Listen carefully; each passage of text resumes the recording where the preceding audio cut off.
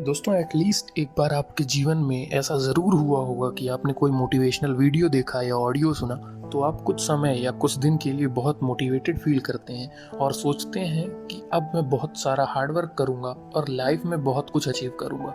लेकिन कुछ ही समय बाद आपका सारा मोटिवेशन शांत हो जाता है और आप फिर से लेजी लाइफस्टाइल जीने लगते हैं। दोस्तों ये बुक आपको मोटिवेटेड रखने के लिए 10 तरीके बताती है जिनको अपनाकर आप हरदम मोटिवेटेड रह सकते हैं।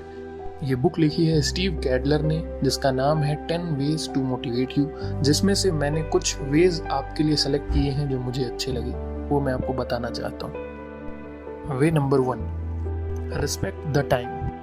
दोस्तों किसी भी खेल में, चाहे वो फुटबॉल हो, क्रिकेट हो या और कोई खेल, एक स्पेसिफिक टाइम दिया जाता है अच्छा स्कोर करने के लिए और प्लेयर्स उसी टाइम में अपना बेस्ट देने की कोशिश करते हैं। सपोज करिए कि अगर आप उन्हें यह कहें कि यह गेम लाइफ टाइम के लिए है तो वो प्लेयर्स उतनी एनर्जी और इंथुजियाज्म के साथ नहीं खेल पाएंगे या फिर वो खेलना नहीं चाहेंगे। ये दोस्तों सेम चीज़ हमारे साथ भी होती है। ज़्यादातर लोग ये सोचते हैं कि जीवन में हमारे पास काफ़ी टाइम है और वो काम को टालते रहते हैं, जबकि हमें काम को कभी टालना नहीं चाहिए और हरदम अभी और आज ही काम को ख़त्म करना चाहिए। दोस्तों Gary Vaynerchuk 4 times New York best seller के ऑथर, स्पीकर और बिजनेसमैन हैं।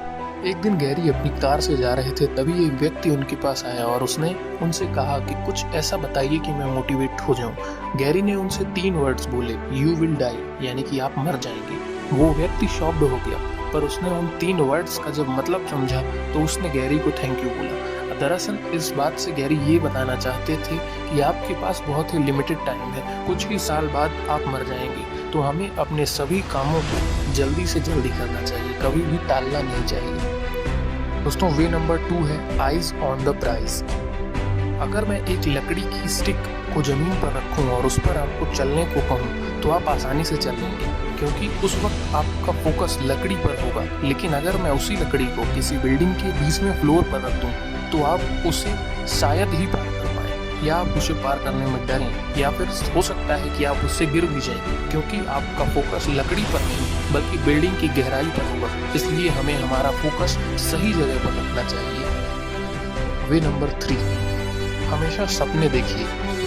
ये बात 1976 की है, जब आर्नोल्ड अपना पैर जमाना चाह रहे थे हॉलीवुड की एक्टिंग में, जबकि उनके पास उनका एक बॉडी बिल्डिंग का सक्सेसफुल कैरियर था और वो काफ़ी सक्सेसफुल थे। उस समय आर्नोल्ड ने अपने इंटरव्यू में बोला था कि मैं बॉडी बिल्डिंग के बाद हॉलीवुड का बहुत बड़ा स्टार बनना चाहता हूँ। दोस्तों इससे पता चलता है कि हर जगह सफलता के भूखे लोग ही सफल होते हैं, जबकि उस समय पर हॉलीवुड में लीन टाइप की बॉडी को ज़्यादा प्रेफरेंस दी जाती थी, या फिर ये कहें कि केवल लीन टाइप के लोगों को ही लिया जाता था।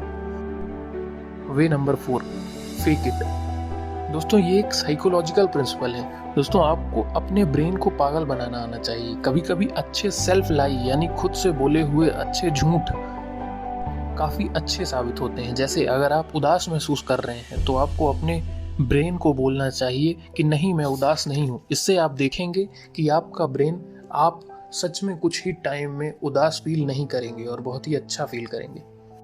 Way number 5, sweat in peace time.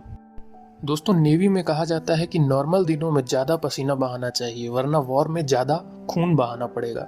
दोस्तों इसका मतलब ये है कि आपको ज़्यादा से ज़्यादा प्रैक्टिस करनी चाहिए। जब मोहम्मद अली रिंग में गिर जाते हैं तो वो रिंग में जाने से पहले वो अपने से ज़्यादा ताकतवर अपोनेंट से फाइट करते थे, जिससे वो रिंग में लड़ने से पहले, फाइट करने से पहले जिससे भी उनकी फाइट होने वाली थी वो बहुत ही ज़्यादा इजी लगती थी, क्योंकि उन्होंने रिंग में जाने से पहले अपने प्रैक्टिस मैच में अपने से ज़्यादा ताकतवर इंसान से लड़ा था। Way number 6, push all your buttons. दोस्तों एरोप्लेन में कॉकपिट ज़रूर देखा होगा आपने, जहाँ पर पायलट बैठ करके प्लेन को उड़ाता है। उसमें कई तरह के बटन होते हैं जो अलग अलग एक्शंस परफॉर्म करते हैं। उसी तरह से हमारी लाइफ में भी अलग अलग बटन्स हैं जो हमारे लिए अलग अलग इमोशंस को ट्रिगर करने का काम करते हैं। जैसे कुछ सॉन्ग्स होते हैं जो हमें लो फीलिंग से उबार देते हैं। हमें ऐसे बटन्स दबाते रहने चाहिए जिससे हम हरदम मोटिवेटेड रहें, हरदम मोटिवेटेड फील करें। इस बुक की समरी में इतना ही दोस्तों। इस बुक की समरी आपको कैसी लगी ये हमें कमेंट बॉक्स में ज़रूर बताएं। वीडियो को देखने के लिए बहुत बहुत शुक्रिया।